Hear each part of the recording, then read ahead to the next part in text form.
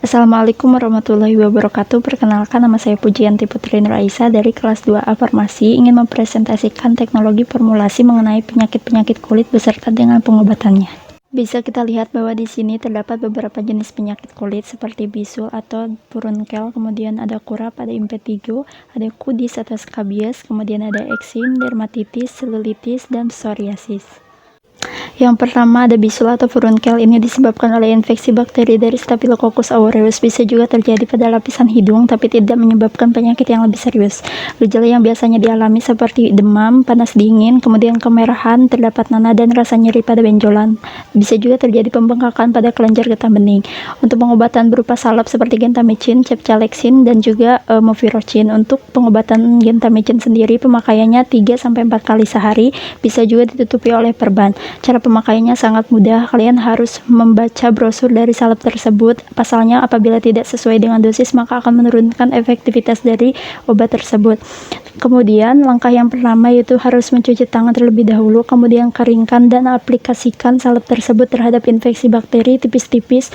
Ingat bahwa penggunaan 3-4 kali sehari, kemudian waktu penggunaannya harus sesuai, harus sama agar khasiat dari obatnya lebih efektif. Kemudian apabila terlihat ada perubahan terhadap warna ataupun dari fisik dari salep tersebut, maka itu sudah tidak layak untuk digunakan kembali. Kemudian gentamicin sendiri memiliki efek samping seperti gatal-gatal, infeksi atau iritasi ringan pada kulit dan lain sebagainya. Kemudian yang kedua ada kurap atau dermatofitosis. Ini infeksi akibat adanya jamur, biasanya berbentuk cincin, sisinya bersisik dan agak timbul. Untuk gejala yang biasanya dialami oleh pasien yaitu seperti ruam merah, kemudian rasa gatal pada kulit kepala, rambut rontok dan lain sebagainya.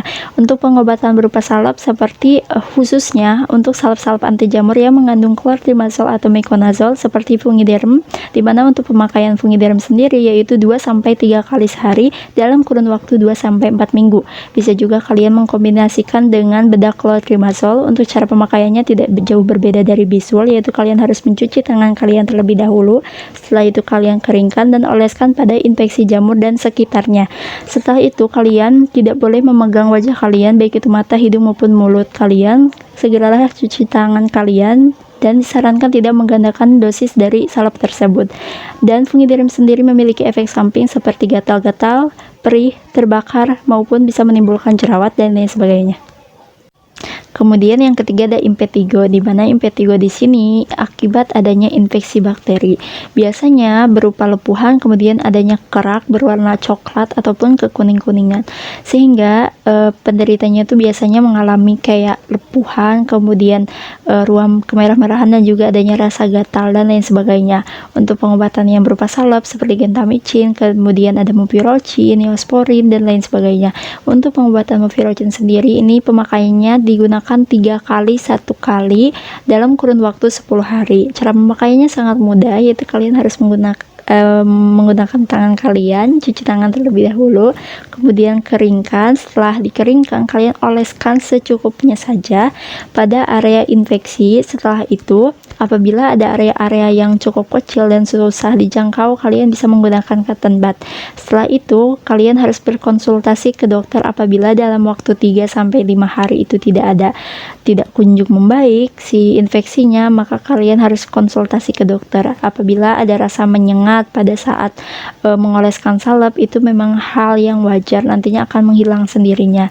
Gunakan salep ini itu secara teratur agar khasiatnya itu lebih maksimal. Kemudian jangan gunakan obat ini tuh lebih dari 10 hari karena memang dianjurkan selama 10 hari penggunaannya. Kemudian ada juga untuk mupirocin ini memiliki efek samping seperti iritasi, gatal-gatal dan lain sebagainya. Kemudian ada perhatian juga, hati-hati terhadap penderita ginjal ataupun ibu hamil. Yang keempat ada kudis atau skabies. Ini tuh infeksi akibat adanya tunggau. Tunggau di sini yaitu Sarcoptes. Tunggaunya bereproduksi, bertelur di dalam kulit. Kemudian biasanya pada penderitanya, yaitu seperti ada tonjolan kemerah-merahan dan adanya rasa gatal dan lain sebagainya. Pengobatannya yaitu seperti Scacid atau Medscape atau Scabimate. Untuk pengobatan Scabimate sendiri yaitu pemakaiannya 1 kali sehari dan harus dibiarkan 8-12 jam. Cara pemakaiannya sangat mudah. Kalian harus mencuci tangan terlebih dahulu, kemudian keringkan. Setelah itu kalian oleskan dari ujung kepala sampai ujung jari-jari kaki, terutama pada bagian belakang telinga, kemudian lipatan-lipatan bokong, dan juga pada sela-sela jari tangan ataupun kaki. Setelah itu diamkan, biarkan selama 8-12 jam. Nanti kalian harus dicuci setelah keesokan harinya. Kemudian untuk apabila tidak sengaja tercuci pada proses tersebut, maka harus dioleskan kembali salepnya. Setelah itu Scabimate juga memiliki efek samping seperti iritasi, gatal-gatal ataupun kemerahan. Peringatannya yaitu ini tuh salepnya harus dengan resep dokter, dan hati-hati terhadap ibu menyusui, ibu hamil ataupun bayi kurang dari 2 bulan.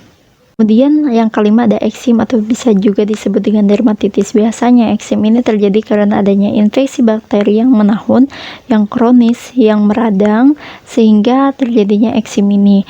Kemudian biasanya eksim ini rentan terhadap keluarga yang memiliki eksim ataupun asma dan juga biasanya alergi.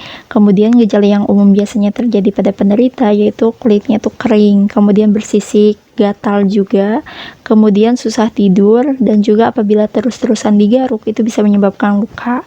Kemudian untuk pengobatan berupa salep seperti betametason, kemudian salep-salep anti jamur, salep-salep yang mengandung tacrolimus dan lain sebagainya, masih banyak lagi.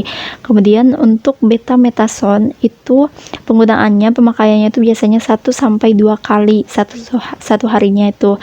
Kemudian lama pemakaiannya rata-rata itu 7-14 harian, jadi 1-2 mingguan. Nah, kecil banyaknya itu tergantung terhadap di bagian mana iri infeksi dari si eksim ini, tapi biasanya 1 ruas telunjuk itu sudah mencukupi gitu. Kemudian cara pemakaiannya sangat mudah. Kalian harus mencuci tangan kalian terlebih dahulu, kemudian keringkan. Setelah kalian keringkan, kalian aplikasikan terhadap area infeksi eksim tadi setelah secukupnya saja. Setelah itu, setelah kalian aplikasikan, kalian harus menggosok-gosokkan perlahan-lahan. Kemudian kalian harus buru-buru mencuci tangan. Sebelum kalian mencuci tangan, kalian nggak boleh memegang wajah kalian, begitu mata, hidung ataupun mulut kalian. Jadi apabila kalian ingin memakai pelembab, kalian harus memakainya itu sebelum si betametason ini, dan harus menunggu selama 10-15 menitan. Si betametason juga ini memiliki efek samping seperti gatal, iritasi, dan lain-lain.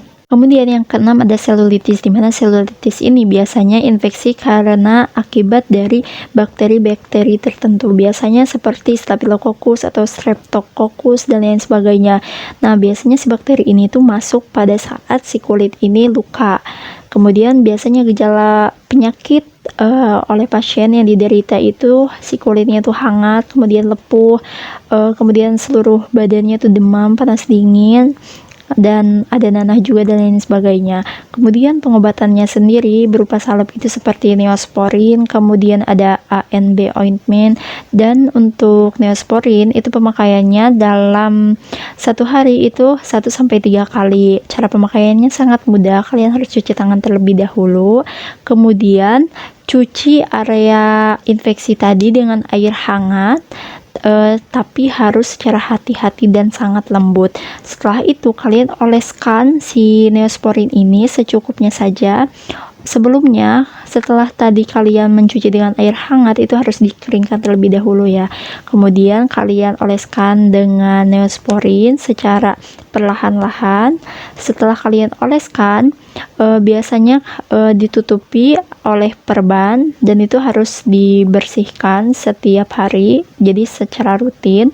Kemudian setelah itu biasanya rata-rata pemakaiannya tuh 7-14 harian, jadi 1-2 mingguan. Setelah itu apabila dalam kurun waktu 10 hari itu tidak kunjung membaik, alangkah baiknya itu harus ke rumah sakit, karena memang mengenai sistem imun itu dianjurkan untuk pengobatan ke rumah sakit seperti itu. Neosporin juga memiliki efek samping seperti ruam dan reaksi-reaksi alergi lainnya. Terima kasih, sekian dari saya. Semoga presentasi yang saya sampaikan bermanfaat dan mudah dipahami.